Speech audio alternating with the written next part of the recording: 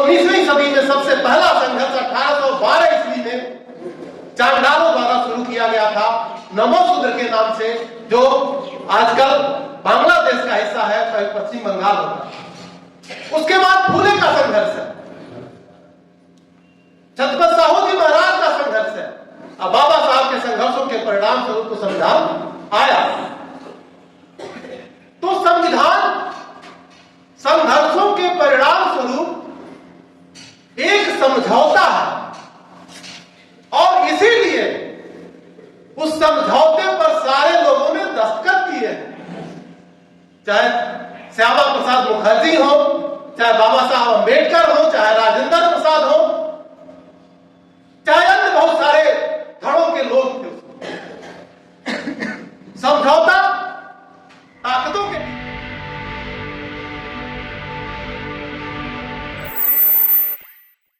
तो मैं थोड़ा दूसरे ढंग से रखना चाहता हूं। सबसे पहले मैं संविधान की बात करता हूं। आखिर संविधान होता क्या है, संविधान है क्या? बहुत सारे देश संविधान से चलते हैं। अमेरिका का संविधान है, इंग्लैंड का संविधान है, भारत का संविधान है। आखिर संविधान होता क्या है?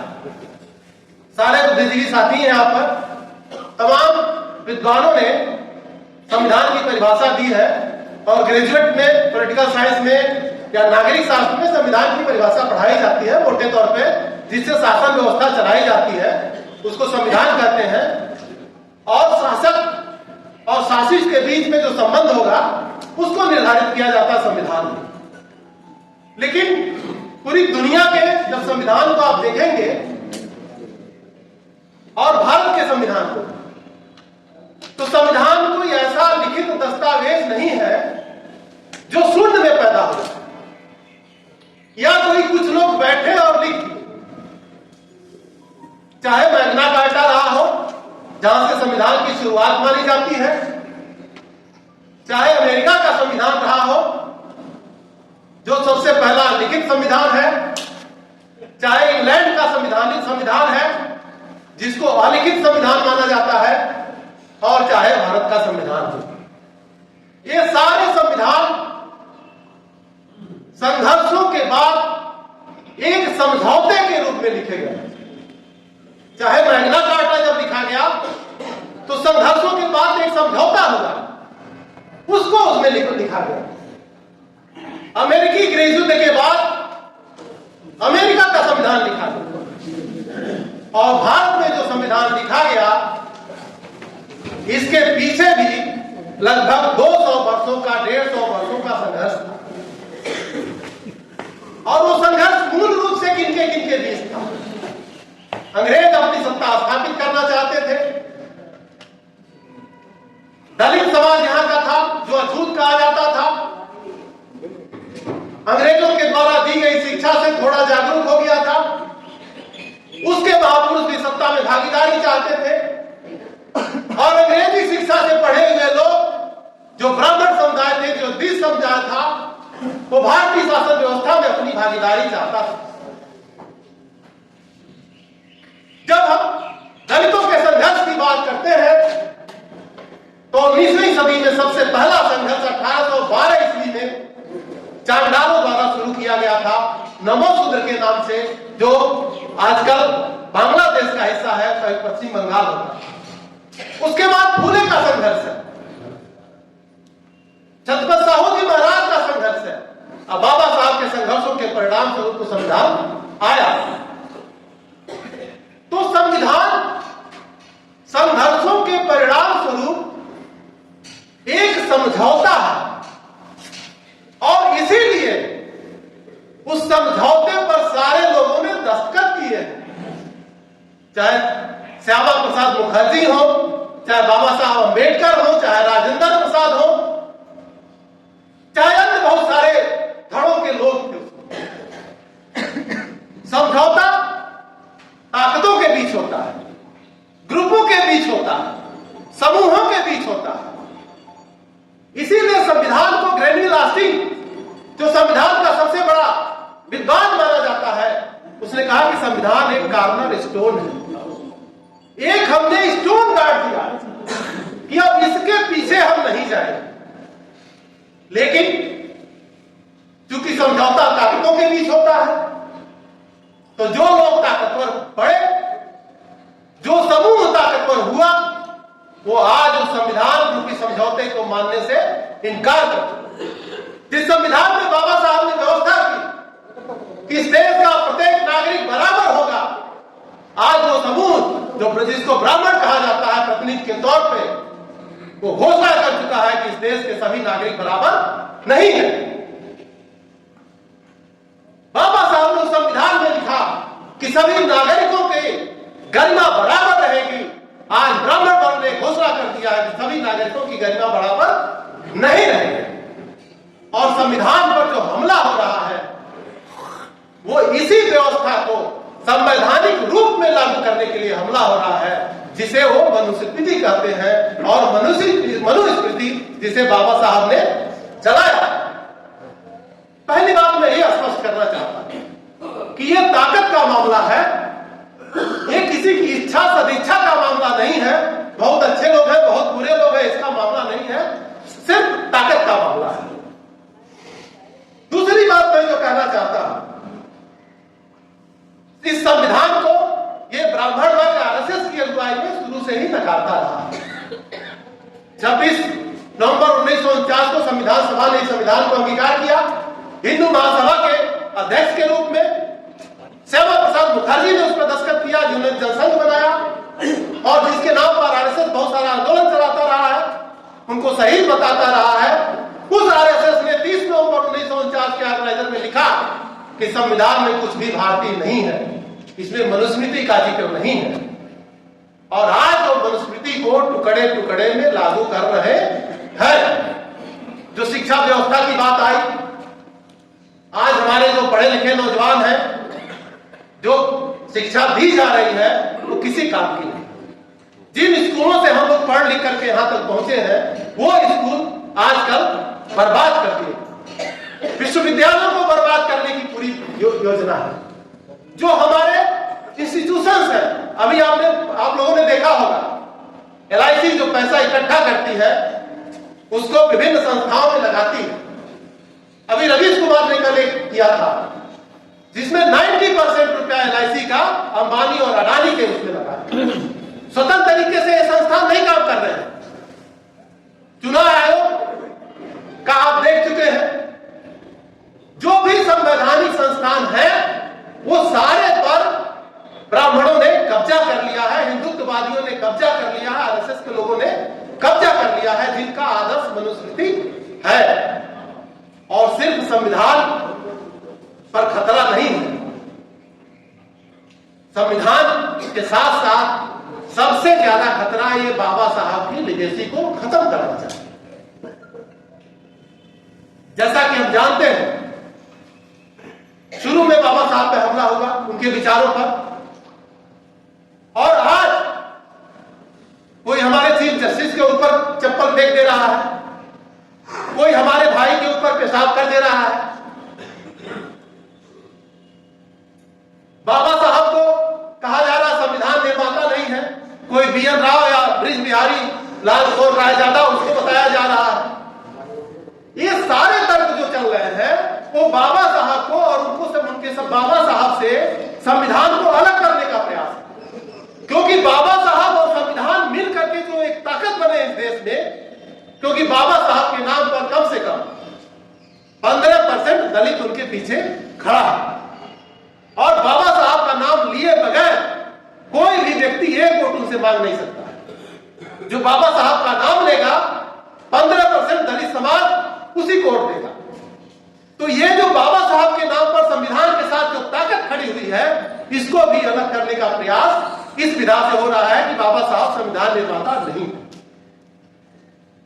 16 फिल्म आप लोगों ने देखी हो, एक उदाहरण से क्लियर हो जाएगा बाबा साहब संविधान निर्माता है कि नहीं। 16 फिल्म का डायलॉग किसने लिखा? सबको पता है, सलीम जावेद ने मिलकर लिखा है। सलीम जावेद का एक इंटरव्यू आ रहा था, एक श्रोता ने पूछा उसी समय कि आप सलीम और जावेद दो लोग हैं, ये डायलॉग लिखता कौन है? मैंने सलीम लिखते हैं कि जावेद लिखते हैं? जावेद ने उत्तर दिया कि हम दोनों लोग नहीं लिखते हैं, निकले के लिए हमने आदमी रखा हुआ। वो दोनों लोग नहीं लिखते थे। तो संविधान लिखने का मतलब क्या यह है कि हैंड राइटिंग में लिखा है उसका हो गया, या यह है कि जो उसका सहयोग कर रहा था, जो संविधान सभा का मेंबर भी नहीं था, जिसके पास लॉ की डिग्री भी नहीं है, जो एक आईसीएस अधिकारी रहा है, जो तमाम जो संविधान में प्रावधान है, जो फेडरेशन और संघ का जो रिश्ता होगा उस पर खिलाफ था, वो बाबा साहब के विचारों पर सहमत नहीं था, बहुत सारी चीजों पर सहमत नहीं था, तो संविधान का लेखक हो गया, संविधान का निर्माता हो गया, सिर्फ ब्राह्मण होने के नाते। तो इसलिए बाबा साहब ने संविधान लिखा, संविधान बनाया, क्योंकि उसमें उनका श्रम लगा, उसमें उनकी बुद्धिमत्ता लगी, उसमें उन्होंने जीवन खपाया। और जिस संघर्ष की बात मैंने शुरू में किया था, उस संघर्ष को बाबा साहब ने संविधान में अकेले लड़ा। आप लोगों को पता होगा कि मुस्लिमों के आरक्षण को संविधान सभा ने नहीं स्वीकार किया, सिखों के आरक्षण को संविधान सभा ने नहीं स्वीकार किया, एससी एसटी पर भी सरदार पटेल को लगाया गया कि बाबा साहब को मनाओ। और बहुत सारे लोगों ने भाषण दिया कि जिस तरह से मुसलमानों ने आरक्षण को छोड़ करके मुख्य धारा में शामिल हो गए, जिस तरह से सिख आरक्षण को छोड़कर मुख्य धारा में शामिल हो गए, दलित भाइयों से अनुरोध है कि वो भी आरक्षण को छोड़ दें, बाबा साहब से अनुरोध है कि वो भी आरक्षण को छोड़ दें और मुख्य धारा में शामिल हो जाए। बाबा साहब ने पटेल की बात नहीं सुनी और उन्होंने कहा मैं संविधान सभा में सिर्फ इसलिए आया था कि अपने भाइयों के राजनीतिक अधिकारों की रक्षा कर सके, ये स्टीफन थी। तब सरदार पटेल माने संविधान में जो प्रावधान हमारे लिए किए गए हैं वो बाबा साहब के संघर्षों के माध्यम से किए गए, इसलिए बाबा साहब हम बाबा साहब को उनके संविधान से अलग करने नहीं देंगे। दूसरी बात, कोलंबिया विश्वविद्यालय ने 1952 में एलएलडी की उपाधि बाबा साहब को दिया, डॉक्टर ऑफ लॉज। किस काम के लिए दिया? भारत के संविधान के मुख्य शिल्पकार के रूप में कोलंबिया विश्वविद्यालय ने बाबा साहब को एलएलडी की उपाधि, बिना को भी कोई उपाधि दी है क्या? राजादा जो सुंदर सुंदर राइटिंग में लिखा है, ये चीजें स्कूलों में बताई जा रही हैं कि राजादा बनाया है, लिखा है, बीएन राव लिखा है प्राइमरी स्कूलों में। जो ब्राह्मण अधिकारी है, जो सवर्ण अधिकारी हो, बच्चों से पूछ रहे हैं, बता रहे हैं, इस तरह की साजिशें चल रही। तो कोलंबिया विश्वविद्यालय ने एक्सेप्ट किया, संविधान सभा के सारे लोगों ने एक्सेप्ट किया, और जो मूल्य संविधान सभा में आए कार्नर स्टोन के रूप में, कार्नर स्टोन जहां से हम शुरू करेंगे, मंजिल के रूप में नहीं, वो बाबा साहब की थे। वहां से हमारी पार्टी को आगे बढ़ना था और हमें मंजिल को प्राप्त करना था। वो अलग बात है, कभी तक हम वहां नहीं पहुंचे। दूसरी बात मैं कहना चाहूंगा, यही बात करके खत्म करूंगा, भोजन के बीच में ज्यादा अड़चन नहीं करूंगा। अभी यह कहा गया कि शिक्षित बनो, संगठित रहो और संघर्ष करो। राजा साहब ने कहा कि हम लोग शिक्षित भी बन गए हैं और संगठित भी हो गए हैं, बहुत सारे संगठन है, संघर्ष करना बाकी है। मेरा ऑब्जर्वेशन थोड़ा उल्टा है। दलित समाज संघर्ष कर रहा है, आदिवासी समाज भी संघर्ष कर रहा है, मुस्लिम भी संघर्ष कर रहा है, किसान संघर्ष किया, 700 लोग मारे गए, सीएए में मुसलमानों ने संघर्ष किया, कितने 100 लोग मारे गए। दलित समाज ने 2 अप्रैल 1918 को संघर्ष किया, 10-12 नौजवान लड़के हमारे शहीद हुए। मेरा मानना यह है कि दलित समाज संघर्ष कर रहा है। जो लोग नौकरी कर रहे हैं वो नौकरी में संघर्ष कर रहे हैं, उनका सीआर खराब किया जा रहा है, उनको प्रमोशन नहीं दिया जा रहा है। जो लोग फैक्ट्री में काम करते हैं वहां संघर्ष कर रहे हैं, उनको वेतन नहीं मिल रहा है। जो लोग पढ़ लिख रहे हैं, बेरोजगार है, वहां संघर्ष कर रहे हैं। संघर्ष तो हम कर रहे हैं, निश्चित रूप से कर रहे हैं, लेकिन हम ना पढ़ रहे हैं, ना पढ़े हैं, और न संगठन बनाए हैं, न संगठित। ये दोनों बातें मानने को मैं तैयार नहीं। बाबा साहब के बाद मेरा मानना है कि अगर किसी ने पढ़ाई की तो माननीय कांसीराम ने पढ़ाई। और एक संस्मरण, माननीय कांसीराम बैठे हुए थे, वहां एक व्यक्ति गया और तमाम लोग अपना काम कर रहे थे, तमाम लोग बातचीत कर रहे थे, उनसे कहा कि मैंने बाबा साहब की ये किताबें पढ़ ली। तो चुप रहे, कुछ नहीं बोले। फिर थोड़ी बात लगा कि ध्यान नहीं दे रहे हैं, फिर कहा मानव साहब मैंने बाबा साहब की ये किताबें पढ़ ली, फिर ध्यान नहीं दी। फिर तीसरी बार कहा मानव साहब आप ध्यान नहीं दे रहे हैं, मैंने बाबा साहब की ये किताबें पढ़ी हैं। तो उन्होंने कहा अरे भाई तुम लोग सुन क्या रहे हो, अरे इनको बैठाओ, मैं तो एक किताब पढ़ के पागल हो गया था, ये तो बाबा साहब का सारी किताबें पढ़ लिया, अभी तक पागल नहीं हुए। आपको पता है जब जात का उच्छेद मानव कांसीराम को मिली तो एक ही रात में 5 बार उन्होंने पढ़ा और फिर वो घर नहीं लौट सकते। ये पढ़ाई होती है। और बाबा साहब ने क्या नहीं पढ़ा, और बाबा साहब को अगर समझना है तो बाबा साहब ने कुछ किताबें पढ़ने की बात, जिसको उन्होंने पढ़ा था, उन्होंने कहा कम्युनिस्ट घोषणा पत्र सबको पढ़ना चाहिए। उन्होंने कहा सोशल कॉन्ट्रैक्ट जो रूसो का है सबको पढ़ना चाहिए। उन्होंने कहा राइट्स ऑफ मैन जो थॉमस पेन की है सबको पढ़ना चाहिए। उन्होंने कहा कंडीशन ऑफ लेबर उसको सबको पढ़ना चाहिए। 5 किताबें हैं जिन्होंने कहा, जिसको उन्होंने कहा सबको पढ़ना चाहिए। ऑन लिबर्टी जेएस मिल की है। तो बाबा साहब इतना सारा पढ़े तब बाबा साहब बने। मानव साहब बाबा साहब को पूरा पढ़े और समझे तब बने। निश्चित रूप से हमको स्वीकार करना पड़ेगा कि हम न तो पढ़े लिखे हैं और न ही संगठित हैं, ये मेरा दृढ़ विश्वास है। आगे मैं 2 प्रस्ताव करूंगा। एक तो ईवीएम गैर संवैधानिक है जैसा प्राचा साहब ने कहा, और हमें ईवीएम के खिलाफ आंदोलन करना पड़ेगा। और प्राचा साहब की इस बात से भी हम सहमत हैं कि अब केवल आयोजनों से काम नहीं चलेगा। एक चीज और थोड़ा सा एक लाइन जोड़ दूं कि शिक्षा, संगठन और संघर्ष ये तीनों अलग अलग नहीं। जैसे लोग कहते हैं पहले हम शिक्षित हो जाएं, फिर संगठित हो जाएं, फिर संघर्ष करेंगे। अरे भाई ये तीनों एक ही साथ होता है। बाबा साहब उधर शिक्षित हो रहे थे, उधर संगठन भी बना रहे थे, संघर्ष भी कर रहे थे। तीनों काम उन्होंने एक साथ किया और तीनों एक ही साथ होता। और हम लोग क्योंकि बाबा साहब जैसी मेधा नहीं रखते हैं, हम लोग मानव साहब जैसी मेधा हमारे पास नहीं है, योग्यता नहीं है, इसलिए हमको एक काम समूह में करना पड़ेगा। इसलिए मैं यहां प्रस्ताव करता हूं कि हम लोगों को पढ़ाई लिखाई शुरू करनी चाहिए और ये पढ़ाई लिखाई सामूहिक होनी चाहिए, क्योंकि अकेले ना तो हम पढ़ सकते हैं ना समझ सकते हैं। पहला प्रस्ताव ये। और दूसरा प्रस्ताव ये कि जो ईवीएम है वो गैर संवैधानिक है, क्योंकि जो हमको पूरा जानने का अधिकार है हमने किसको वोट दिया, जिसको मैंने वोट दिया उसी को गिना गया कि नहीं गिना गया, उसी को गया कि नहीं गया, जानने का हमारा पूरा अधिकार है। और ईवीएम में ऐसी कोई व्यवस्था नहीं है जिससे हमें जान सके। दूसरी बात एक लाइन और कि ईवीएम पर सवाल उठाने वाला सबसे पहले बीजेपी ने सुप्रीम कोर्ट में मुकदमा दाखिल किया। आज वो कह रहे ईवीएम सही। कोई ऐसा राजनीतिक दल नहीं है जो ईवीएम पर सवाल न उठाया, तो फिर ईवीएम क्यों? तो अगर लोकतंत्र को बचाना है तो पहला कदम ईवीएम के खिलाफ हमको आंदोलन, दूसरा कदम सामूहिक पढ़ाई।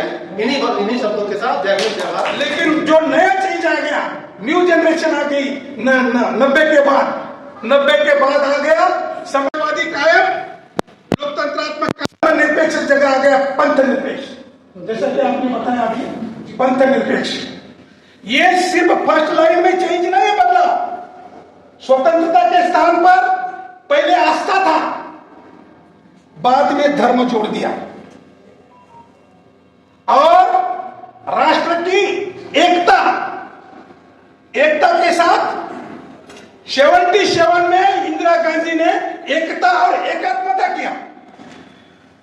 2000 के बाद 1999 के बाद वो एकात्मता की जगह अखंडता कर दिया। ये बदलाव है, यानी कि आक्रामक हिंदुत्ववादी अखंडता पे विश्वास रखते हैं और उदार हिंदुत्ववादी एकात्मता पे विश्वास रखते हैं।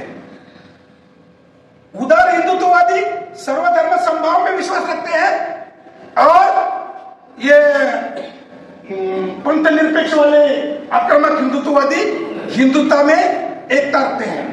पहले हिंदुत्व शब्द खुलेआम इलेक्शन में बोला नहीं जाता था, लेकिन अभी वो बोले जाता है, क्योंकि हिंदुत्व में ही उनकी एकता है। उदारों की भी एकता विविधता में है, और संविधान सभा की एकता मात्र भारतीयों में बंधु का निर्माण करनी, व्यक्ति का व्यक्ति, यानी कि उनका व्यक्ति सेंट्रल पॉइंट है, इनका धर्म सेंट्रल पॉइंट है, दूसरों का पंथ सेंट्रल पॉइंट है। तो 25 साल में ये चेंजेस ये आया है। इस संदर्भ में बाबा साहब डॉक्टर अम्बेडकर ने आगाह किया था। उन्होंने बोला अभी नागरिकों के हाथ में सत्ता रहेगी, वोटर, और वोटर जो स्वयं शासक है वो वोटरों की पार्टी आएगी और पार्टी फिर सत्ता में जाएगी। आपके ऊपर निर्भर है राष्ट्र सर्वोच्च रखना है या पार्टी सर्वोच्च रखना है, यह आपके ऊपर निर्भर है। आपने भारतीय नागरिकों के सामने चिंतन के लिए सब्जेक्ट रखने की जरूरत है। मेरे पार्टी का नेता सर्वोच्च है, मेरी पार्टी सर्वोच्च है, क्या भारत देश सर्वोच्च है? ये आज चिंतन करने की जरूरत है। और अगर निरपेक्षता से चिंतन करोगे तो आज इस देश के सोसाइटी ने नया रूप लिया। मैं दावे के साथ कहता हूं, हो सकता है आपका विश्वास ना हो, भारत के संविधान ने लोगों के जीवन में क्रांति लाई है। जाति वाला बोलेगा सब जाति वाले मेरे हैं। आज बोलते हैं जो मेरे पार्टी में है वो मेरा है, पार्टी के बाहर दुश्मन है। नई सोसाइटी ने जन्म लिया है और ये भारतीय संविधान की और लोकतंत्र का परिवर्तन है, इवोल्यूशन है। इसको आपको स्वीकार करना होगा। आज आप देखेंगे जो आक्रामक हिंदुत्ववादी पार्टियां भी हिंदू मुस्लिम की राजनीति करती होगी, लेकिन पार्टी के बाहर जो होगा उसके साथ महाराणा प्रताप और अकबर जैसा व्यवहार रहेगा। और पार्टी के अंदर आ गया कि जोधा अकबर जैसा प्यार चलेगा। यानी पार्टी में आओगे तो जोधा अकबर, पार्टी के बाहर रहोगे तो महाराणा प्रताप और अकबर। बिल्कुल, यानी कि जो नई डेमोक्रेटिक सोसाइटी है ये तो बन चुकी है, लेकिन पार्टी के अंदर बन चुकी है। समूचे भारतीय समाज में अभी बनाना बाकी है। पार्टी के अंतर्गत तो हो गई सभ्यता। और दूसरी बात, हम डेमोक्रेट बनाया, जैसे कि हमारे साथी ने बोला स्वयं शासक बनो। क्या बनाया? स्वयं शासक बनो। बाबा साहब ने कहा था, बहुत ही सिंपल ढंग से कहा था कि आप स्वयं शासक बनो, सत्ता स्वतंत्रता और सहजीवन की जीवन शैली अपनाओ, और फिर आप संवैधानिक मार्ग से अपनी सभी समस्या का समाधान करो और किसी को हीरो मत मानो। अगर किसी को हीरो मानोगे तो आपकी स्वतंत्रता खत्म हो जाएगी।